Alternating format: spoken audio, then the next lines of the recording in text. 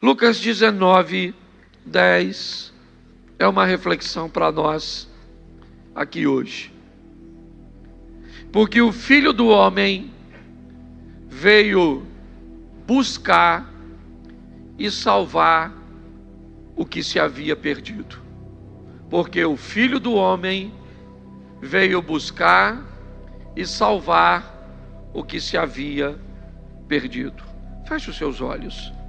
Senhor nosso Deus e Pai soberano, em nome de Jesus, fala a cada coração, que todo bloqueio, todos os obstáculos, toda a distração seja removida neste momento e que a Tua voz seja ouvida, não apenas pelo nosso ouvido, mas pelo nosso coração.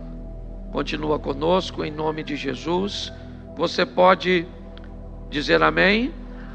Bom, nós vamos começar por este versículo e vamos buscar entender como isso foi um grande desafio para Deus, se é que Deus pode ter alguma coisa desafiadora. Mas o texto em que lemos, nós estamos debaixo de uma fala de Cristo. Ele diz, o Filho do Homem, ou seja, Ele veio buscar e salvar o que se havia perdido.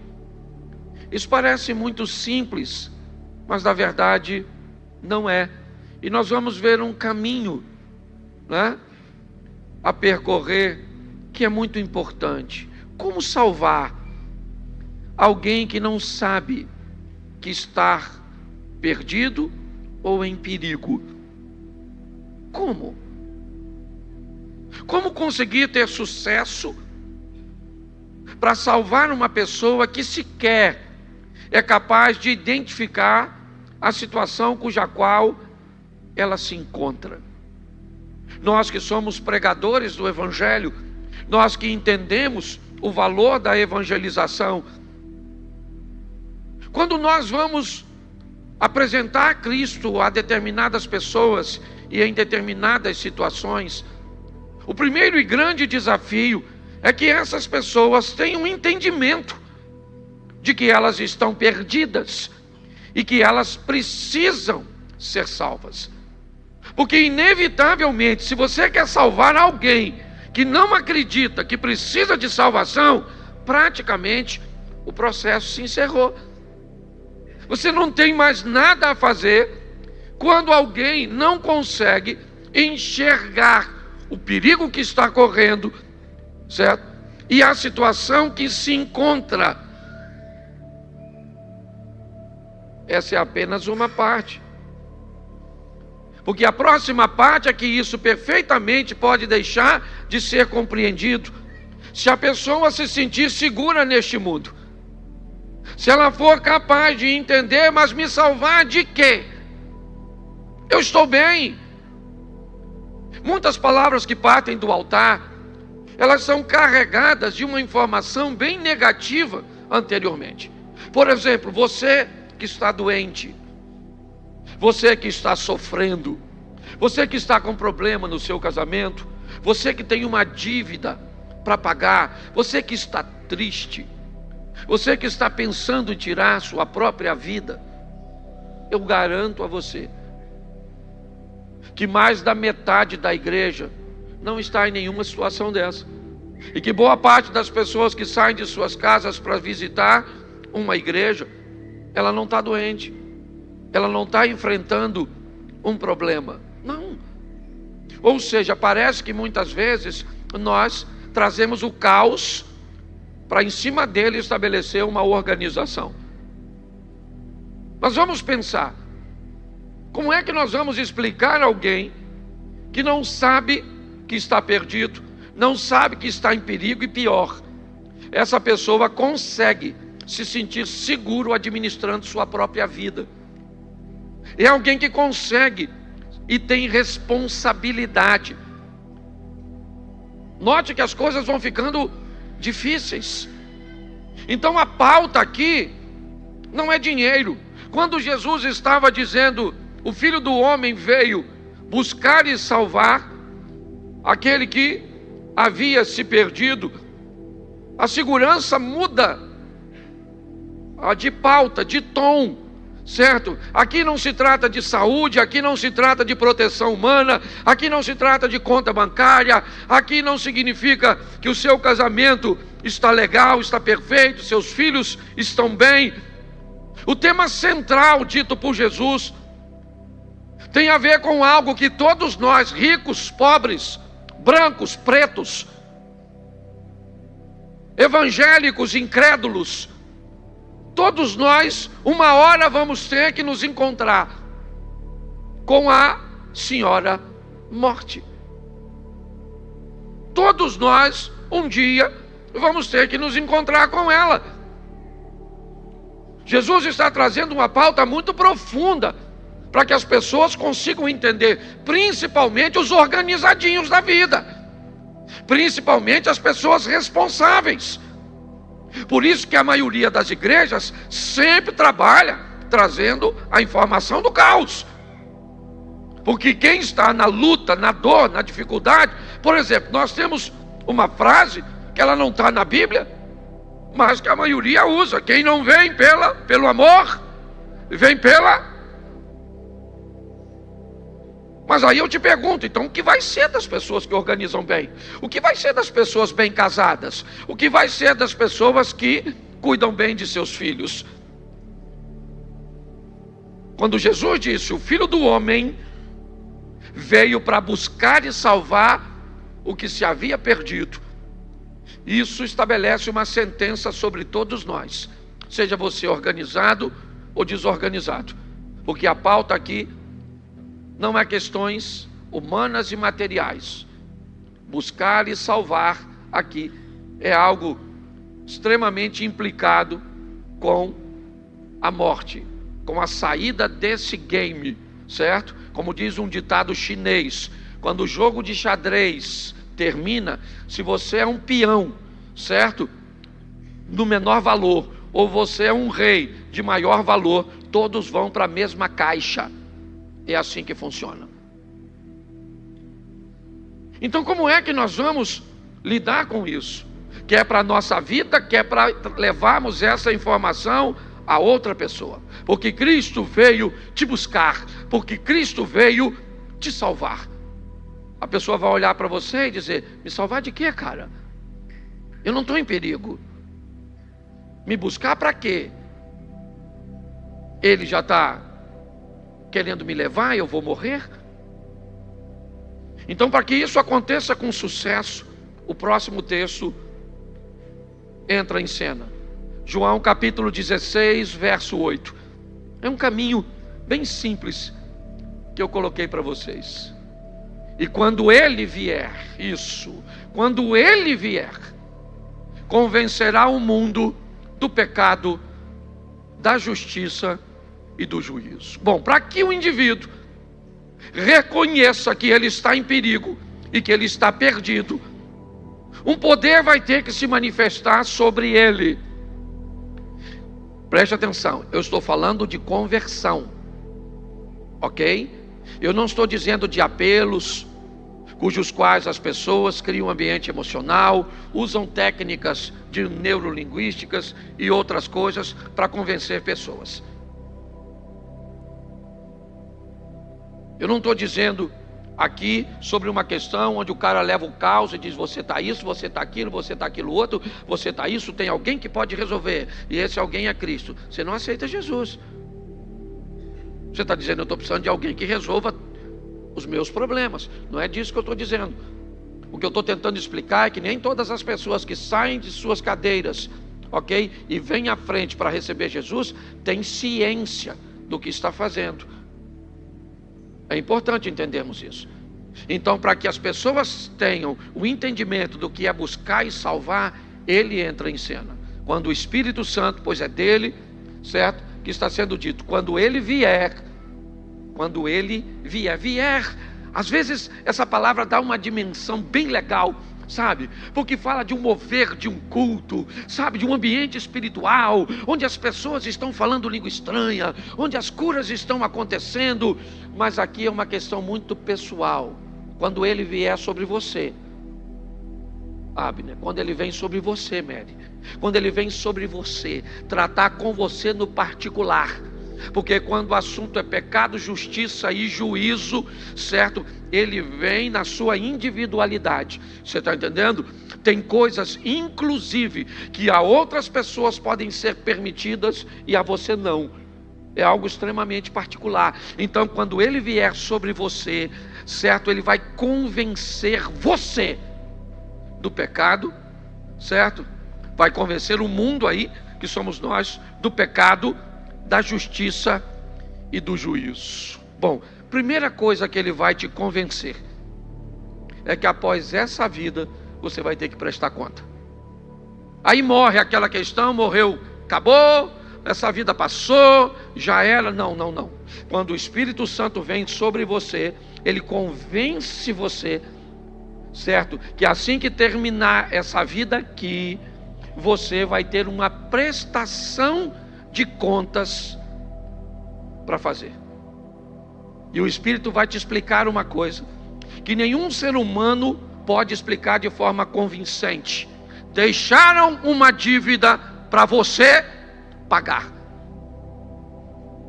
Ah, mas eu não tenho nada a ver com isso. Ah, mas o que eu tenho a ver com Adão? Ah, o que eu tenho a ver com isso? Todos esses argumentos, eles são estabelecidos e fundamentados por pessoas que não têm nelas, bota o texto por favor, certo? O agir do Espírito Santo para te convencer.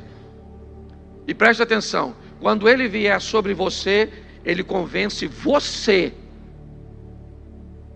E quando você é convencido pelo Espírito Santo, não espere que a outra pessoa, certo, consiga alcançar, certo, o que você alcançou sem a presença dele. Essa é a grande verdade. Às vezes é nítido demais para nós e totalmente obscuro para o outro. Então, quando o Espírito Santo vem, ele diz: eu vou prestar contas. Eu tenho entendimento de que a vida não acaba aqui. E que contas eu vou prestar? Eu vou ter que lidar com uma dívida cuja qual eu não fiz, mas eu vou ter que pagar. E aí vem a terceira coisa que o Espírito vai te explicar e que você não consegue explicar a outra pessoa, certo? A outra pessoa pode até lhe dizer, ela pode lhe oferecer a informação, mas ela não consegue te convencer de que não há ninguém que possa pagar essa dívida por você. Note que agora você descobre o que Jesus disse na primeira pauta: eu vim buscar e salvar. Agora você descobre que você está em perigo. Você descobre que a vida não acaba aqui. Você descobre que há uma dívida que deixaram para você pagar. E você descobre que ninguém pode pagar por você. Então Jesus disse: eu vim buscar e salvar. Aí começa a fazer um pouquinho de sentido, ok? Começa a fazer um pouquinho de lógica, mas para você entender de fato, só quando ele vier. Pastor, mas o Espírito Santo já veio em Atos 2, no cenáculo. Eu fui até no lugar onde isso aconteceu, lá em Jerusalém. Ficai em Jerusalém, permanecei em Jerusalém, até que do alto sejais revestido de poder. Estavam todos reunidos, certo? Mas não é disso que eu estou dizendo não, é quando ele vier sobre você. Quando ele vier sobre você, ele te convence: pecado, justiça e juízo. Eu vou ter que prestar conta dessa vida aqui, certo? Deixaram uma dívida para eu pagar e não tem ninguém que pode pagar isso para mim. E como é que eu descobri isso? De onde vem isso? Romanos capítulo 5, verso 19. Romanos 5, 19, Olha a informação bíblica que temos. Porque como pela desobediência de um só homem, muitos foram feitos pecadores, assim, pela obediência de um, muitos serão feitos justos. E aí? O que o texto está dizendo? O pecado entra no mundo por um homem, Adão. Não pode sair por dois. Se o pecado sai por dois homens e entra por um, isso não é justiça. Se entra por um homem, sai por um homem. Se há em Jesus alguma, como ser humano, algum poder miraculoso que Adão não tinha acesso, não tem justiça. Preste atenção, Adão, olha só, ele se perdeu no paraíso, Jesus venceu no deserto. Então é importante que nós venhamos entender que pela desobediência de um só homem, Adão, muitos foram feitos pecadores. A dívida foi deixada. Mas pela obediência de um, muitos serão feitos justos. Mas não tem pastor nessa terra que te convença disso. A única pessoa capaz de te convencer disso é o Espírito Santo. Mas aí vamos então, pela lógica, começar a achar alguma virtude em nós, para que alguém seja capaz de pagar uma dívida de um preço tão alto por mim e por você. Não tem problema nenhum de você usar a lógica. Nós trabalhamos bastante com ela aqui. Mas é importante você entender que chega um momento onde você não vai conseguir a satisfação e a resposta com a lógica. Por isso você precisa do Espírito Santo. Quando ele vier sobre você, pronto, ele convence você. Acabou. Mas não dá para convencer minha mulher? Não dá para convencer sua mulher, porque a experiência da sua mulher é dela, não é sua. Não dá para convencer meus filhos, meus amigos, não dá. Entendeu? Não dá. Por isso que um apelo na igreja, ele precisa ser sóbrio, ele precisa ser respeitoso, porque assim como um casamento não pode ser feito com portas fechadas, não pode, certo? Assim também o pastor, o evangelista, o pregador, quando ele está falando, a porta precisa estar aberta, para que a pessoa tenha o direito de dizer não quero. É assim que funciona. Então nós vemos esse texto que nos expõe, certo? Entrou por um homem, precisa sair por um. Mas aí coloca Romanos capítulo 5, verso 8. E esse talvez seja um dos grandes desafios de entendermos. Mas Deus prova seu amor para conosco, em que Cristo morreu por nós, sendo nós ainda. Isso não faz muito sentido para o ser humano. Não pelo ato que Jesus vai fazer. Cristo morreu por você, Adriana, sem a garantia de que você ia mudar de vida. Porque se ele vai morrer por você, Cláudio, e está garantido de que você vai reconhecer tudo que ele fez, valeu a pena, sim ou não? Mas entregar sua vida para salvar alguém que você sequer sabe se ele vai mudar ou não, é melhor aplicar o poder de primeiro e ver se ele muda e morrer por todos os que quiseram mudança. E quem não mudou? Quem mudou que vai para o inferno. Só que o texto diz que Cristo morreu por nós, sendo nós ainda pecadores. Olha que loucura. Enquanto o nosso amor, na maioria das vezes, ele é extremamente condicionado. Eu amo você desde que, certo? eu amo você, desde que, certo? Ele não. E olha que coisa interessante. Ele vai pagar uma dívida sem o reconhecimento do credor. Isso é muito legal. Essa semana passada eu vivi isso. Eu fui almoçar num restaurante com um amigo. E aí, terminamos de almoçar. Nós pedimos a conta. E aí ficou aquela coisinha: quem é que paga? Paga você? Pago eu. E aí eu falei pro garçom: quanto foi? Ele falou: o cara da outra mesa, antes de sair, pagou. Aí eu falei, aí fiquei tentando lembrar quem estava sentado na outra mesa. Era um irmão aqui, até agradeci ele hoje. Mas a conta deu 211. E ele saiu antes. Então ele não tinha como saber. Então ele deixou 200 e sobrou 11. Ou seja, nem pagar a conta ele sabe. Mas preste atenção, eu achei interessante. Primeiro, ele pagou e foi embora. Ele não falou, eu paguei para você. Ele simplesmente pagou e foi. Mas eu achei bem legal ter 11 reais para nós pagarmos. Porque agora a nossa briga para pagar aumentou. Porque o valor era pequeno. Pastor, o que você quer expor com isso? Eu quero expor que Cristo pagou a dívida, sim ou não? Mas nós temos que pagar o preço da obediência.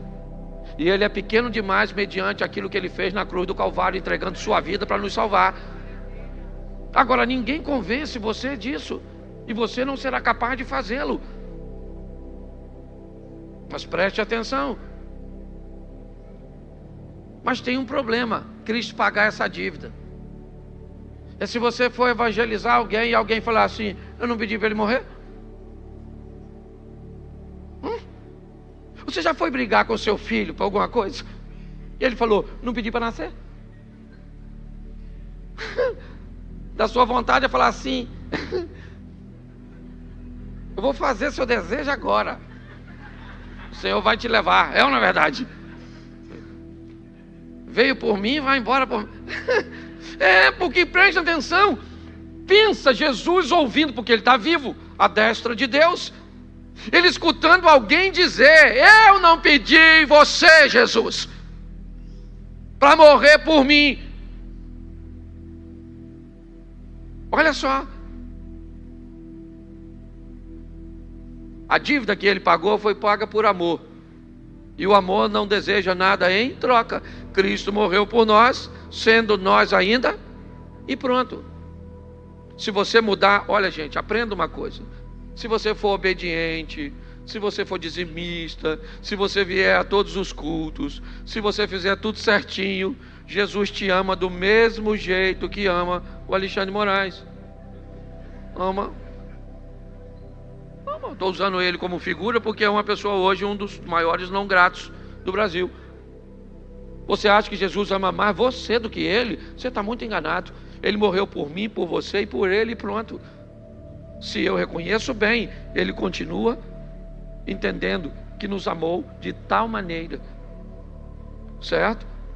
E aquele que não reconhece é amado do mesmo jeito. O dia que o Espírito Santo vier sobre isso, e a fé vem pelo, então a gente prega e deixa o Espírito Santo. É assim que funciona. Foi assim que aconteceu com você, comigo, e vai acontecer com as outras pessoas. Só que quando o Espírito Santo vem, uma coisa ele vai te oferecer que você não tinha. Coloca aí, por favor, Romanos 7:7. Que diremos, pois? É a lei pecado? De modo nenhum. Mas eu não conheci o pecado senão pela lei, porque eu não conheceria a concupiscência se a lei não dissesse: não cobiçarás. Se tem uma coisa, pastor, qual é a coisa que me impulsiona a entender que o Espírito Santo está sobre mim?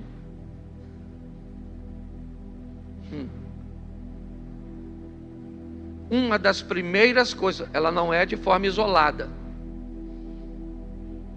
mas a primeira coisa que você reconhece que o Espírito Santo está sobre uma pessoa, essa pessoa lê a Bíblia, porque ela não vai ter acesso à lei, que vai determinar agora pelo poder do Espírito Santo, para que ela consiga comparar o que ela faz, se ela não tem lei. Olha o que ele está dizendo, ó. Que diremos, pois, a lei é a lei pecado? Ele, de modo nenhum, a lei não é pecado, mas eu não conheci o pecado, senão pela lei. Então eu não tenho como saber se cometo um erro, se eu não conheço as diretrizes. Pastor, fumar é pecado? Bom, a Bíblia pode te dizer o que é o vício, seja ele no que for. Agora eu posso pegar o texto bíblico, mostrar a você, certo? E você pode continuar praticando. Por quê? Porque para que você pare, o Espírito Santo tem que vir sobre você, certo? E aí então, e preste atenção, o cara pode falar línguas, o cara pode ter dom de cura, o cara pode ser profeta e ser profano. Isso confunde muita gente. É desafiador? É, mas é uma grande verdade. Porque a lei te expõe o erro. Ela te diz, isso é pecado, isso é uma infração diante de Deus. Mas eu não paro de fazer. Então isso é um problema sério. Então nós temos aqui, ó, se você tem o Espírito Santo, ele vai te dizer a importância da lei, certo? Então, a lei de Deus me mostrou o pecado. Eu conheço camarada, não tenho amizade, mas eu conheço um cara que trai a mulher dele e é bem legalzinho o que ele faz. O dia que ele vai trair a esposa, ele não bebe. Ele não bebe.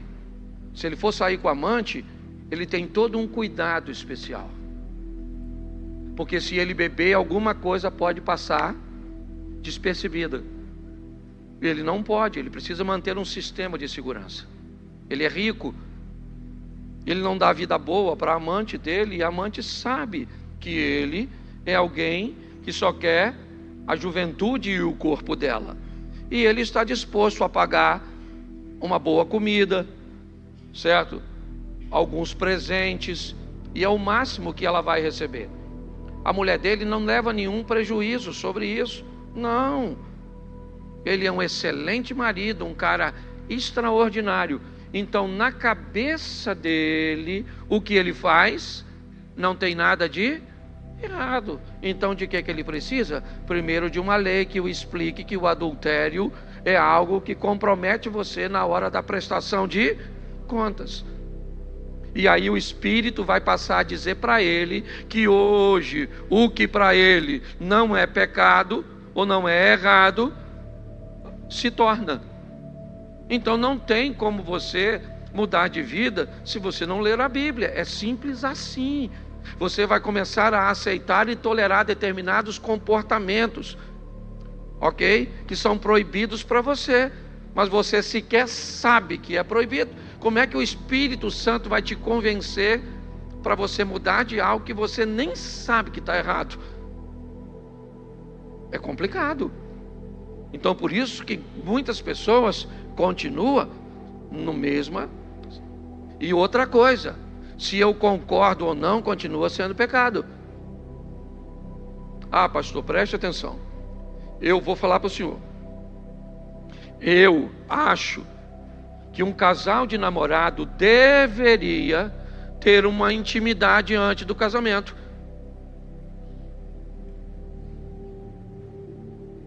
Pare para pensar na lógica, esquece Bíblia. Não é algo que faz um pouco de sentido? O sexo é algo tão importante no relacionamento conjugal, sim ou não? Não seria assim, pensando fora a religião, certo? Que assim, uma amostra grátis, um test driver.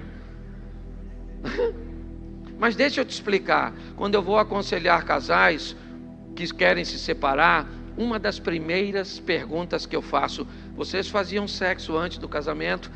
Pasme vocês, a maioria daqueles que trazem essa pauta divórcio, eles faziam antes, o que indica que esse tal test drive não significa nada.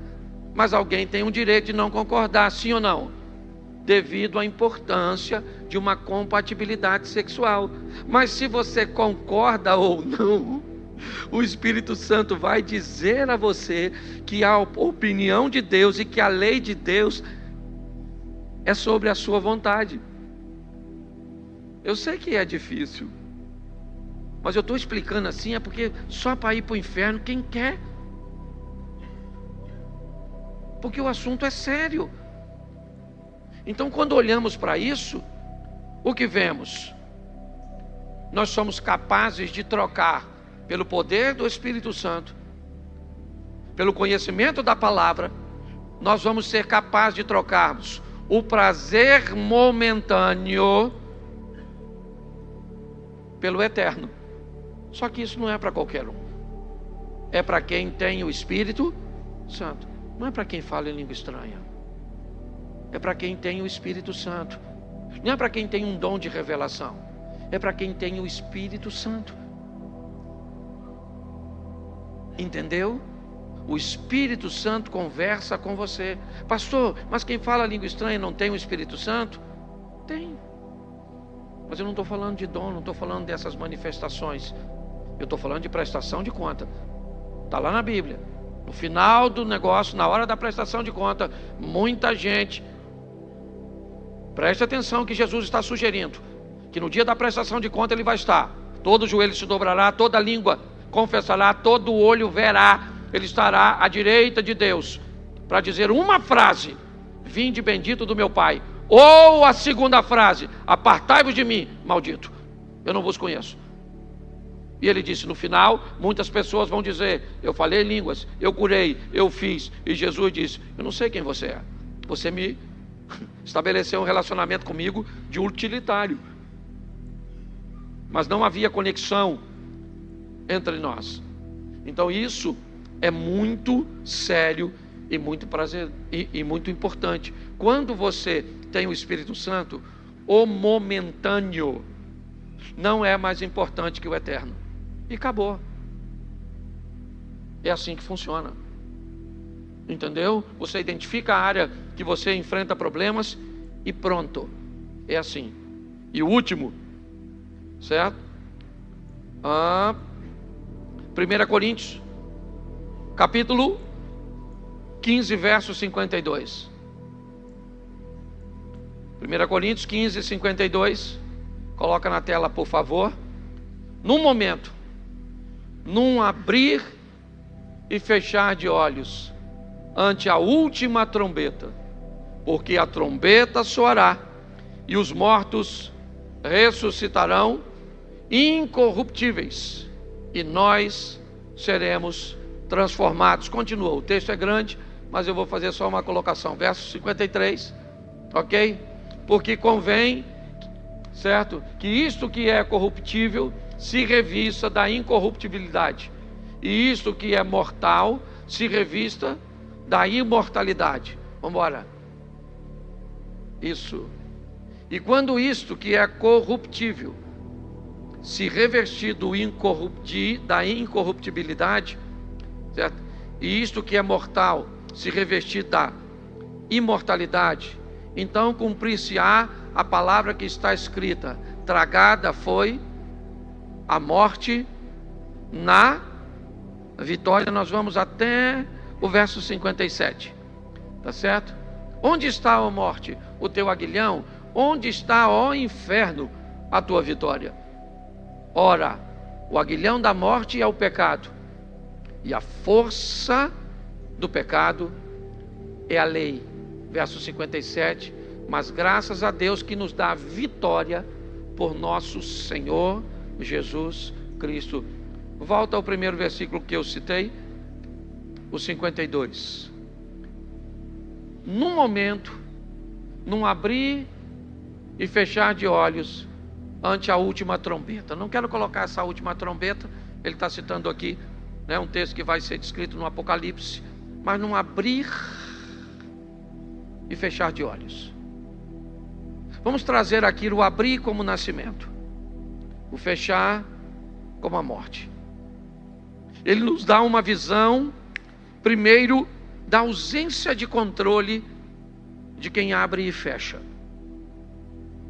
Não é você que decide quando abriu o olho, foi o Senhor que disse. O Senhor te teceu no ventre da tua mãe. É Ele que decide a sua chegada.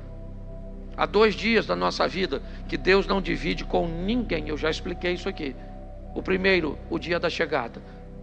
Ninguém sabe o dia que você chegou nesse mundo. Ninguém. Não há como saber o dia que você chegou. Tá certo? Sua mãe não sabe. Pergunte à sua mãe: mãe, qual foi o dia que eu cheguei no mundo? Ah, meu filho, você chegou tal dia. Não, mãe, não estou perguntando o dia do meu aniversário. Eu não estou perguntando o dia que eu saí da barriga. Eu quero saber qual foi o dia. A senhora engravidou na segunda, no domingo, a senhora engravidou de manhã. Ela pode até dizer: olha, eu lembro que eu fiz amor com seu pai. Foi assim de madrugada. Mas foi nesse dia que eu cheguei? Não sei. E o dia que você vai embora também, Deus não divide com ninguém. Ninguém sabe o dia que vai. Pode ser hoje. Você pode sair daqui e bateu a caçuleta. Cantou para subir. É verdade. Tem gente que faz estar amarrado, tem outros que faz assim. Não adianta não. Não adianta não. Ao dia que chegar, certo? Eu falei ontem para um amigo que estava aqui ministrando. Falei para ele: rapaz, viva seu dia como se fosse o último. 1 hora você acerta. Mas é verdade. Então preste atenção, num momento, num abrir e fechar de olhos. Olha só, ante a última trombeta. Pastor, nossa, sensacional. Vamos imaginar o arrebatamento. Que arrebatamento, filho? Se prepara para isso não. Faz assim não. Pastor, o senhor é louco? O senhor está dizendo para eu não me preparar para o arrebatamento? Provavelmente ele não vai acontecer. Ainda tem muita coisa para acontecer, mas se prepara para a morte. Porque a última trombeta pode tocar para você, não soando para que, né, os mortos ressuscitem primeiro, como o texto vai citar, mas porque você vai prestar conta sozinho. Lembra que eu falei? Sozinho. Esse dia eu estava pensando, porque eu tenho medo de avião. Então eu entro no avião, aí diz que a minha cabeça diz: vai cair, Cláudio. Aí olha só o que eu escutei na Bíblia: assim como você pensa, assim é. Aí lascou, irmão.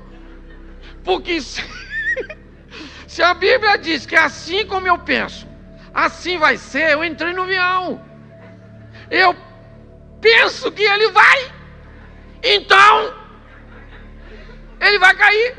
Mas qual é o problema? Os outros 249 passageiros, porque eles vão tudo se lascar por mim. Aí eu descobri que não era assim. Eu descobri que era mais ou menos assim. Entrei no avião e penso que ele vai cair. Ele vai cair, sim ou não? Não. O mundo não gira ao seu redor. Se você pensa isso, vai no médico. O nome disso é labirintite. Mas durante a viagem inteira eu vou sofrer naquela aeronave como se fosse. Então para mim caiu, porque eu vou sofrer. Chacoalhou. Eu falo: Senhor. Teve um voo que chacoalhou tanto que eu falei, na minha oração, eu falei: Jesus, o senhor vai para a porta, que eu estou chegando aí, vai. Vai para a porta, porque quando pousou, o piloto falou comigo. Orou muito, né, pastor? O piloto falou. Pra você ter noção, o cara, 2 cadeiras na nossa frente. Nós pousamos no aeroporto com as ambulâncias. O cara, 2 cadeiras, infartou. Eu só não infartei porque ele infartou primeiro. Eu não queria 2 infartos no meu. Você está rindo, mas o assunto é sério. Aí eu descobri que esse texto nos dá muito mais uma responsabilidade, não para uma visão coletiva da volta de Jesus, mas para a possibilidade de termos que prestar conta hoje. Isso requer de nós o que, pastor? Uma comunhão com o que convence. E quem é que convence? É isso aí. Então fala com ele. Pastor, eu vim na igreja hoje, pastor. Eu não vim nem preparado para morrer. E não vai não, provavelmente não. É porque a mente da gente gosta de pegar as coisas ruins com mais facilidade. Pode notar, se eu falasse assim hoje, você vai ganhar 5 milhões amanhã. O que você ia falar? 5 milhões, 5 milhões. Quem é que vai me dar 5 milhões para amanhã? Não conheço ninguém que tem 5 milhões, ainda mais sobrando para me dar.